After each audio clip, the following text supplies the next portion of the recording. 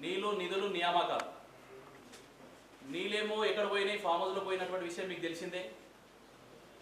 నిధులేమో వారి కుటుంబాలు ఎవరైతే రాజకీయంగా మన పార్టీని అంటే మన రాష్ట్రాన్ని 10 ఏళ్ల పాటు టీఆర్ఎస్ పార్టీ పరిపాలించిందో వాళ్ళ ఇంటికి పరిమితం అయిపోయినాయి. అక్కడ కూడా మనం కొలాప్స్ అయిపోయినాం. మన నియామకాల విషయంలో మనం ఎక్కడైనా ఉన్నామా అంటే అక్కడ 10 ఏళ్ల పాటు టీఆర్ఎస్ గవర్నమెంట్ మనం మోసం చేసింది. 10 ఏళ్ల పాటు టీఆర్ఎస్ పార్టీ మోసం చేసింది. మాకు అవకాశం ఇవ్వండి కాంగ్రెస్కి. వచ్చిన 100 రోజులలో ఏమేమి ఇస్తాడు?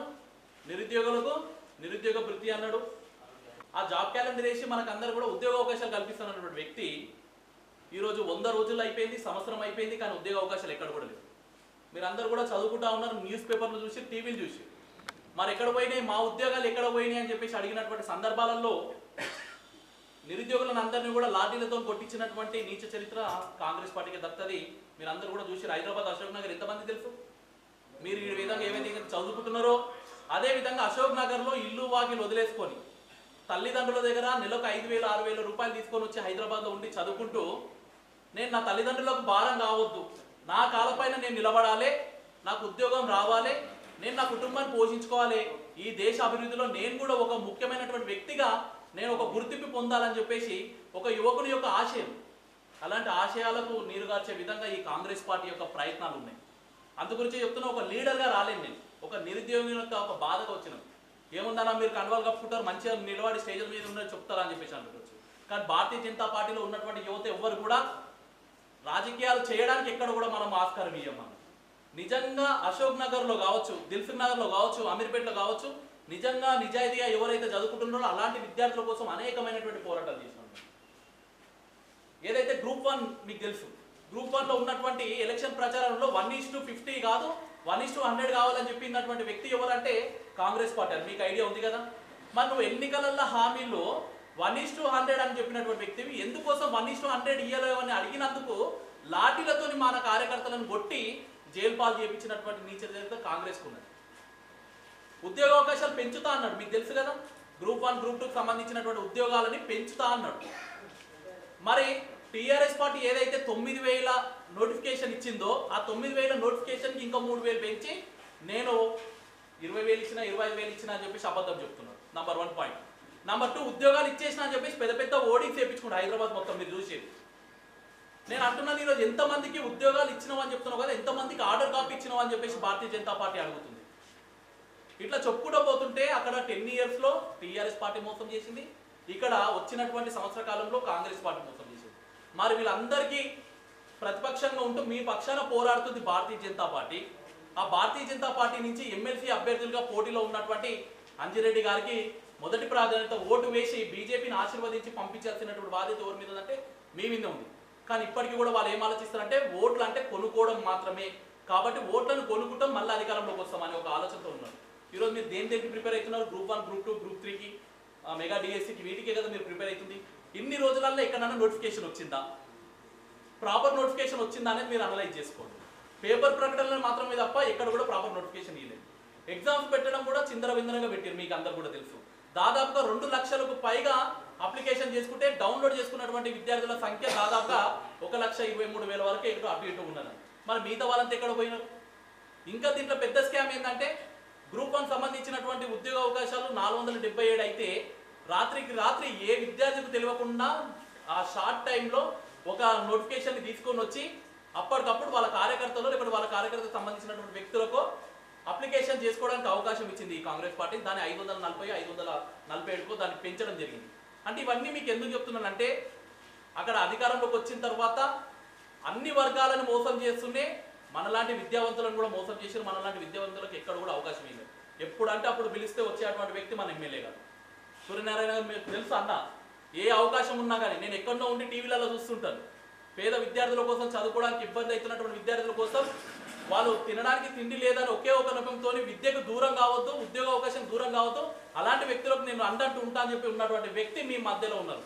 మరి ఇలాంటి వ్యక్తి మీకు అవకాశం ఇస్తున్నాడు, ఇలాంటి వ్యక్తి మీ ముందరకు వచ్చి అడుగుతున్నాడు, మా భారతీయ జనతా పార్టీ పెట్టినటువంటి అభ్యర్థికి మీరు మొదటి ప్రాధాన్యత ఏంటి అన్న. ఇక్కడ కూర్చున్న కొంతమందికి ఓటు లేదని చెప్పేసి మీరు అనుకుంటుండొచ్చు, కానీ లైబ్రరీలో కూర్చున్నామంటేనే మనకు పట్టుదల ఉంది, మనకు ఏదో సాధించాలనే ఒక గొప్ప సంకల్పం ఉంది. ఇట్లా సంకల్పం ఉన్నటువంటి వ్యక్తులు మీ ఇంటి దగ్గర ఉన్నటువంటి మీ అక్క వాళ్ళు కావచ్చు, అన్న వాళ్ళు కావచ్చు, మీ ఇంటి చుట్టుపక్కల ఉన్నటువంటి వ్యక్తులను కావచ్చు, ఇలాంటి వ్యక్తులను అందరూ కూడా అడిగి బీజేపీ మాత్రమే మన నిరుద్యోగులకు, మనలాంటి నిరుద్యోగ యువతకు మంచి అవకాశాలు ఇస్తుంది, మన కోసం పోరాడుతుంది అని చెప్పేసి మీరు అందరూ కూడా ప్రచారం చేయాలి. మేము చెప్తా ఉన్నాం, ఈ కాంగ్రెస్ పార్టీ మోసం చేసింది, ఆ టీఆర్ఎస్ పార్టీ మోసం చేసింది. ఈ రెండు పార్టీలు దొంగ పార్టీలే. ఈ రెండు పార్టీలను తలదన్నే పార్టీ ఏదైనా ఉంది అంటే అది భారతీయ జనతా పార్టీ మాత్రమే. అలాంటి దేశభక్తి, దైవభక్తి, ధర్మభక్తి ఉన్నటువంటి ఈ భారతీయ జనతా పార్టీకి మొదటి ప్రాధాన్యత ఓటు వేయించి గెలిపించే ప్రయత్నం చేయాలని చెప్పేసి మీరు అందరూ కూడా సంకల్పం తీసుకోండి. అదేవిధంగా మీ ఇంటి పక్కకో ఇంటి దగ్గరనో ఉన్నటువంటి టీచర్స్, గ్రాడ్యుయేట్ ఓట్లు తర్వాత టీచర్స్ ఓట్లు రెండు కూడా ఉన్నాయి. ఈ రెండిట్లను కూడా కొద్దిగా అవేర్నెస్ చేయించే ప్రయత్నం చేసి బీజేపీని గెలిపించే ప్రయత్నం చేశారని చెప్పేసి ఆశిస్తూ నాకు ఈ అవకాశం ఇచ్చినటువంటి మీ అందరూ కూడా ధన్యవాదాలు చెప్తూ ముగిస్తున్నాను. జై హింద్.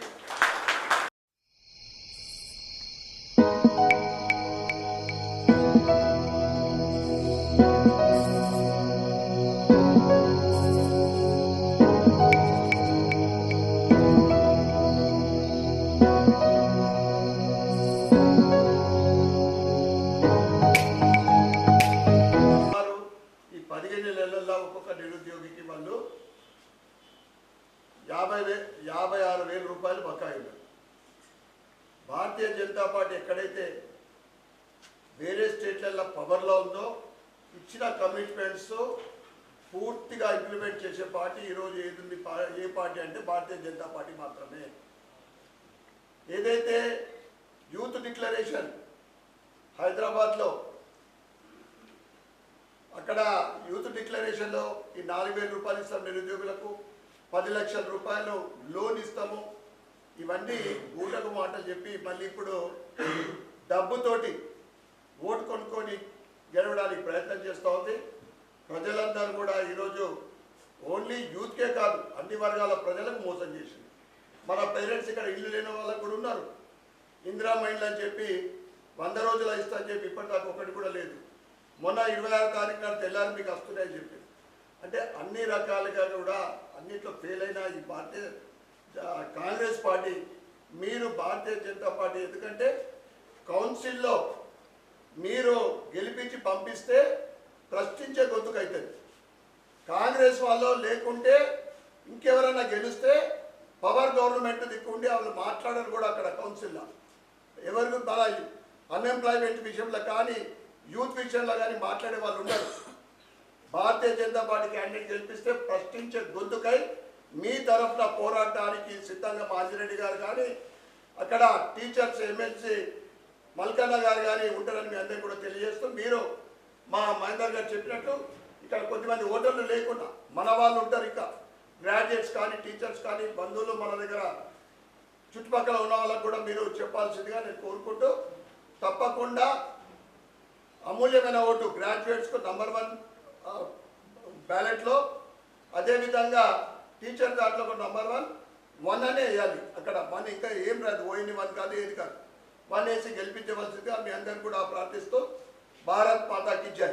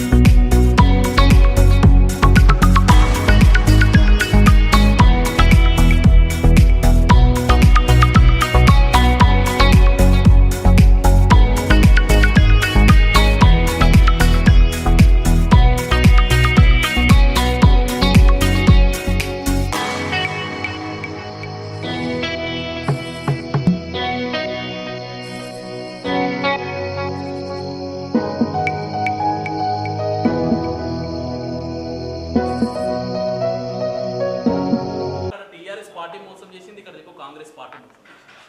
కానీ ఎన్నికలలో మాత్రం ఎవరు గెలుస్తున్నారు అంటే ఎవరైతే మోసం చేసిరో ఆ పార్టీలే గెలుస్తుంది. అంటే ఎక్కడ ఈ మ్యానిపులేట్ అంతా జరుగుతుందంటే ఆ లీడర్లకు ఎవరికి కూడా మనలాంటి యువకుల ఓట్లు అవసరం లేదు.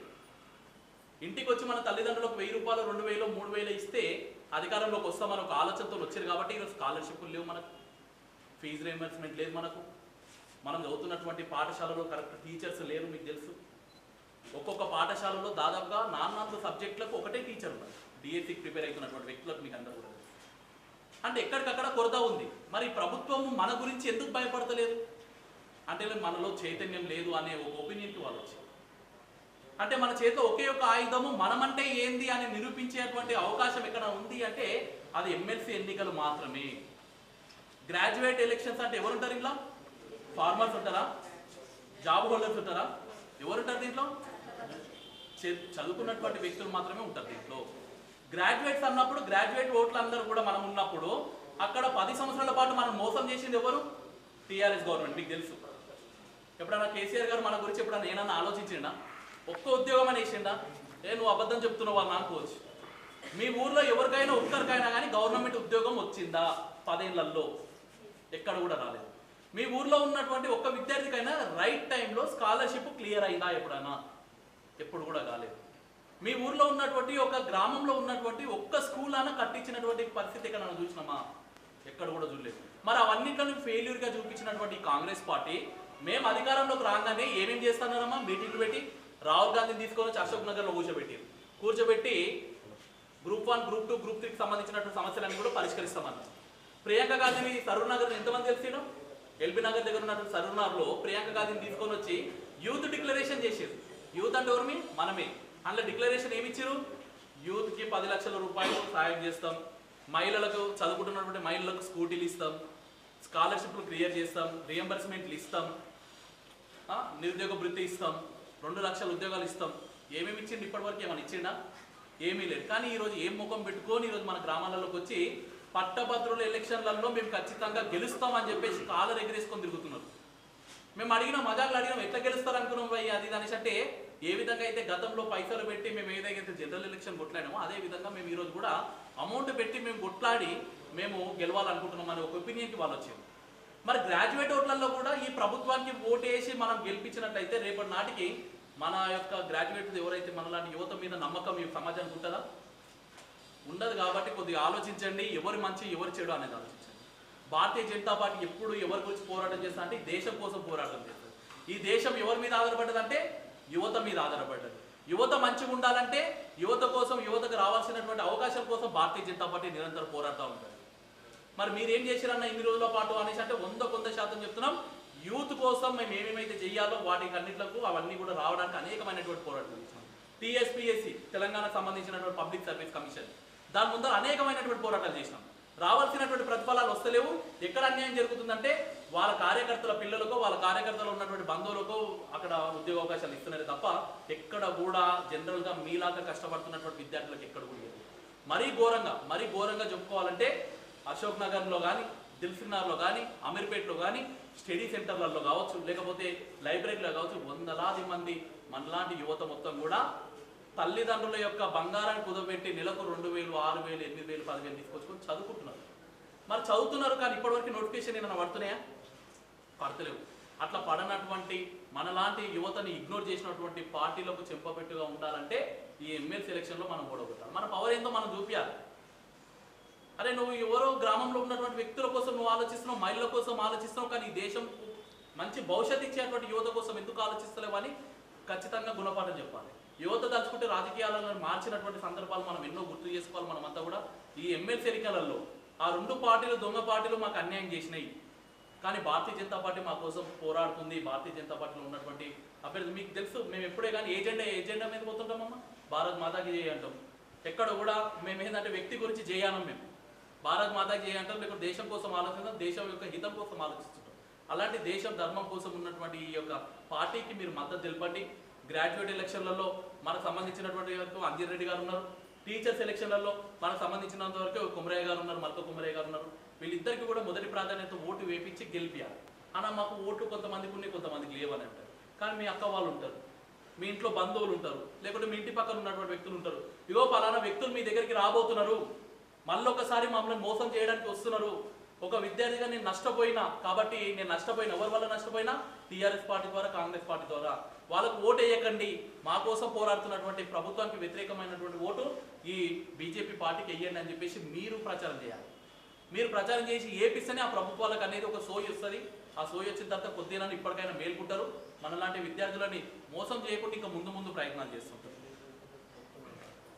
అదే కదా ఇప్పుడు ఎక్కడైనా కానీ ఎమ్మెల్సీ ఇప్పుడు అందులో ఉన్నటువంటి వ్యక్తి ఎవరైతే కాంగ్రెస్ వ్యక్తి కనుక గెలిచిండు అనుకోండి, మన గురించి మాట్లాడతారు ఎక్కడన్నా పోయి.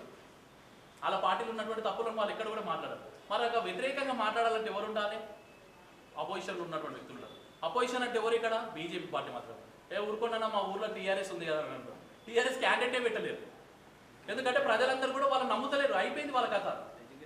ఎందుకంటే వాళ్ళకి అవకాశం ఇచ్చినప్పుడు నలుగురు ఆరింటిని మినిస్టర్, వాళ్ళకి అవకాశం ఇచ్చినప్పుడు 1,00,000 కోట్లకు హైదరాబాద్ ఉన్నటువంటి 2,000 కోట్లకు భూమిని అమ్మేసి ఈడ హుజరాబాద్ ఎలక్షన్లో కొట్లాడి హైదరాబాద్ ఉన్నటువంటి భూములన్నీ ఎట్లా అమ్ముకొని ఎలక్షన్లకు పోయారు. కాబట్టి ఇప్పుడు వాళ్ళు నమ్మే పరిస్థితి ఎక్కడ కూడా లేదు.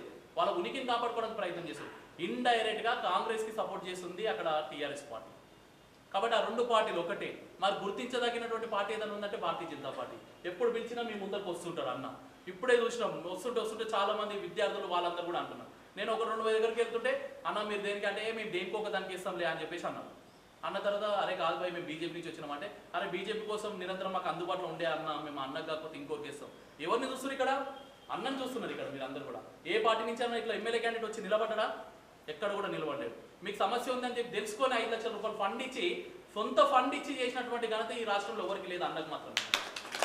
సొంత ఫండ్ ఎవరైనా ఇచ్చినా ఈరోజు హైదరాబాద్లో పోయి మేము ఎక్కడైనా పోయి ఎమ్మెల్యే దగ్గర పోయామని అంటే మొత్తం ఫండ్ అంతా ఏం లేదు భయ్, అంత ఉత్తితి కథ, మేము ఏం చేయగలుగుతామని చెప్పి చేతులు లేపుతున్నారు. కానీ మీ భవిష్యత్ కోసం ఆలోచించి సొంత ఫండ్ను పెట్టి మరీ బిల్డింగ్ నిర్మాణం కోసం కృషి చేస్తుంది. అంటే మీరు అడగాల్సినటువంటి అవసరం లేదు. మీకోసం మేము అక్కడ హైదరాబాద్లో పోరాటం చేస్తున్నాం. మీకోసం ఈ యొక్క నిజామాబాద్ గడ్డ మీద అన్నలాంటి పెద్ద మనుషులు అందరూ కూడా ఉన్నారు. కాబట్టి మీ బాధ్యతగా మీరు ఓటు వేయాలి. మీ బాధ్యతగా మీ గ్రామంలో ఉన్నటువంటి డిగ్రీ చదివి ఓటకు ఉన్నటువంటి వ్యక్తులతో మీరు ఓటు వేయించే ప్రయత్నం చేయాలి. అన్ని అడ్వర్టైజ్మెంట్లలో మౌత్ అడ్వర్టైజ్మెంట్ అనేది మోస్ట్ పవర్ఫుల్ అని చెప్పేసి నిరూపించాలంటే మనలాంటి యువత మొత్తం కూడా ఎక్కడో పైసలు పొంగి మనము అధికారంలో తెప్పించుకున్నటువంటి వాళ్ళ, లేకుంటే నిరుద్యోగులము, యువకులము, ఒక దేశ అభివృద్ధిలో మేము కూడా ఒక పాలు పంచుకుంటున్న వ్యక్తులము మా అడ్వర్టైజ్మెంట్ గొప్పదా అని చెప్పేసి మీరు అందరూ కూడా నిర్ణయించాలి. ఈ ఓటు ద్వారా మనం ఈ రెండు పార్టీలను కూడా పారదొలే ప్రయత్నం మీరు అందరూ కూడా చేయాలి. కాబట్టి బీజేపీ అభ్యర్థికి మీరు ఓటు వేయించి గెలిపిస్తారని చెప్పి ఆశిస్తూ నాకు ఈ అవకాశం ఇచ్చినందుకు మీకు ధన్యవాదాలు ముగిస్తున్నాను. జై హింద్, జై భారత్. మన రూరల్ నుంచి చాలామంది వచ్చేది ఉంటారు. చిన్న చితక ఆస్తులు అమ్ముకొని ముందు తరం మీరు మీ సోదరులు కానీ ఒక మంచి ఉద్యోగం సంపాదించాలని మన తల్లిదండ్రులు తాపత్రయపడి ఇక్కడ వేలాది రూపాయలు, హైదరాబాద్లో లక్షలాది రూపాయలు ఖర్చు పెట్టి అక్కడ స్టడీ సర్కిల్లో, లైబ్రరీలో నెలల తరబడి మనం చదువుతూ ఉన్నాం. ఎందుకంటే సెంట్రల్ లైబ్రరీలో నా దగ్గరికి వచ్చేది స్టూడెంట్స్, మాకు కొద్దిగా ఫుడ్ అరేంజ్మెంట్ చేయండి అంటే నేను గత ఒక 1 year బ్యాక్ ఒక 1.5 month అక్కడ 250 మందికి రోజు నేను అక్కడ హెల్ప్ చేయడం జరిగింది. మళ్ళీ లాస్ట్ 2 months బ్యాక్ అంటే సుమారు దగ్గర 10 నెలల తర్వాత మళ్ళీ వాళ్ళు అదే కోరికతో దగ్గరికి వస్తే ఇంకొక 1 month అరేంజ్ చేస్తారని చెప్పాను డైలీ 2 people. అక్కడికి మొదటి రోజు నేను వెళ్ళినప్పుడు చూస్తే చాలామంది ఇంకా వాళ్ళు ఇంకా ప్రిపేర్ అయితేనే ఉన్నారు. గ్రూప్ ఎగ్జామ్స్కు కానీ, మెగా డిఎస్సి కానీ, దేనికన్నా కానీ. అంటే చదువుతున్నాడు తప్ప చాలామంది జెంట్స్ అయితే అదాల మీద కూలీగా పనిచేస్తున్నారు నెలల తరబడి చదువుకున్న తర్వాత. అది ఏం చేయబడి చెప్పండి ఇక్కడ. అంటే తల్లిదండ్రుల భారం అని ఒక భావంతో ఇవన్నీ సమస్యలు పరిష్కారం కావాలంటే అడిగే వాళ్ళు కావాలి. ఇలా కాంగ్రెస్ క్యాండిడేట్ గెలిస్తే రేవంత్ రెడ్డి భయపడి ఏం మాట్లాడరు. ఎందుకంటే పవర్ గవర్నమెంట్ దిక్కే ఉంటారు. ఇంకెవరు గెలిచినా పవర్ గవర్నమెంట్ దిక్కే అయిపోతుంది.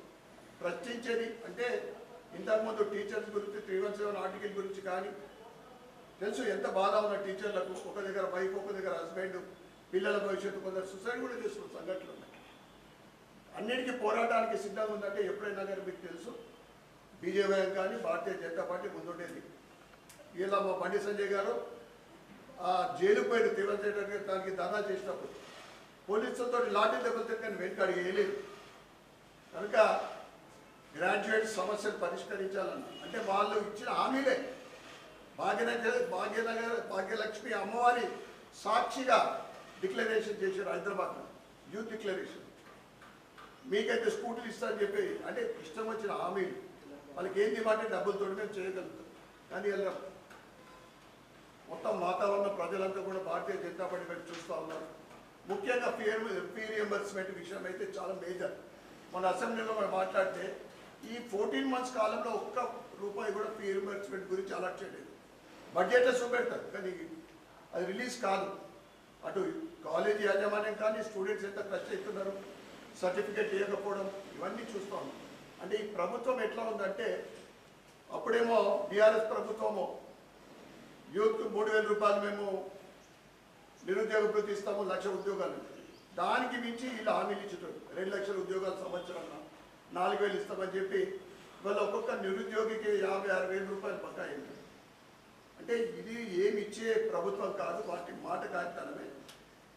యూత్కు ఏదన్నా లాభం వాళ్ళ గురించి పోరాటం చేయాలంటే భారతీయ జనతా పార్టీ మాత్రమే ప్రశ్నించే గుర్తు ఎమ్మెల్సీ మండలిలో. కనుక మీరందరూ కూడా మీ ఇక్కడ ఉన్న ఓటు ఉన్న వాళ్ళు కానీ మన ఫ్యామిలీలో కానీ మన రిలేటివ్స్లో కానీ టీచర్స్ ఉన్నా గ్రాడ్యుయేట్స్ ఉన్నా భారతీయ జనతా పార్టీ 27వ తారీఖు నాడు ఎలక్షన్ ఉంది. అభ్యర్థులను గెలిపించాలా. బ్యాలెట్ పేపర్లో 1 number టీచర్లకు కానీ గ్రాడ్యుయేట్స్ 1 number మీద 1 or 2 1 అని ఓన్లీ 1 కాదు ఓన్లీ 1 అని చేసి గెలిపించవలసిందిగా మీ అందరికీ కూడా నేను ప్రార్థిస్తాను.